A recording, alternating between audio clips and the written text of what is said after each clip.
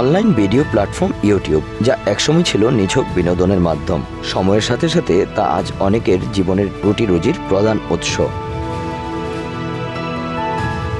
গত 15 জুলাই এই বিশাল প্ল্যাটফর্মে এক বড় ধরনের পরিবর্তন এসেছে। ইউটিউব আপডেট করেছে তাদের মনিটাইজেশন নীতিমালা। নতুন নিয়ম অনুযায়ী কোনো কন্টেন্টে মৌলিকত্ব না থাকলে, অর্থাৎ সেটি যদি রেডিমেড বা অন্যের তৈরি কন্টেন্টের হুবহু কপি হয়, তবে সেই ভিডিও থেকে অর্থ উপার্জনের সুযোগ থাকবে না।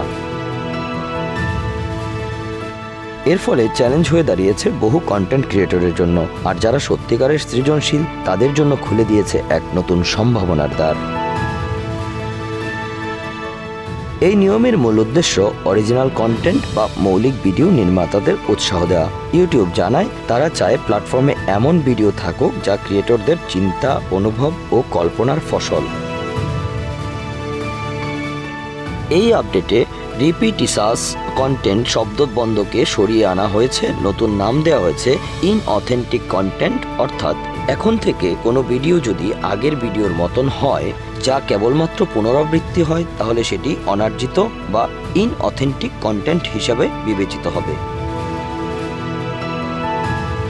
তবে রিইউজড কন্টেন্ট, যেমন কন্টেন্টে ব্যাখ্যা যোগ করা, ক্লিপ কম্পাইল করা বা কোনো ধারাভাষ্য দেওয়া, তেমন ভিডিওর ক্ষেত্রে আপাতত কোনো বাধা নেই। অর্থাৎ আপনি যদি অন্য কারো কন্টেন্ট ব্যবহারও করেন, তাতে যদি ব্যতিক্রমী ও নতুন কিছু যুক্ত করেন, তাহলে সেটি অর্থায়নযোগ্য।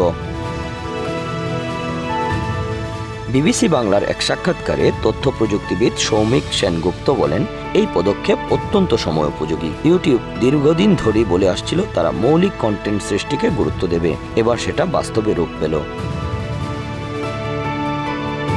আজকের দিনে কৃত্রিম বুদ্ধিমত্তা দিয়ে মাস প্রোডাকশন কন্টেন্ট বানানো সহজ, কিন্তু প্রম্পট দিয়ে কয়েক মিনিটেই বানিয়ে ফেলা যায় শত শত ভিডিও।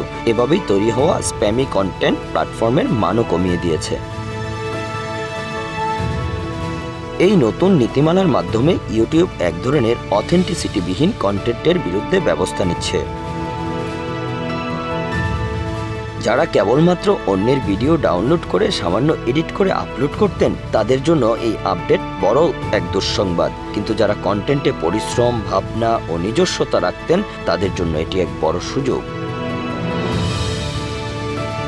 এতদিন অনেকে ট্রেন্ডিং ভিডিও বা রেডিমেড ক্লিপ দিয়ে খুব সহজে আয় করতেন, এখন মৌলিক কন্টেন্টের গুরুত্ব বাড়বে।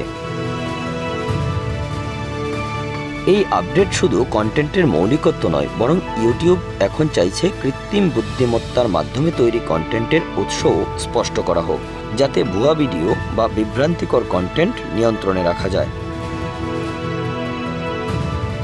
অর্থাৎ আপনি যদি এআই ব্যবহার করেন তাও জানাতে হবে, এবং কন্টেন্টের মান বাড়াতে সহায়ক হলেও এআই দিয়ে বানানো ভিডিও শুধুমাত্র অ্যালগরিদম চালিয়ে মুনাফা অর্জনের দিন শেষ।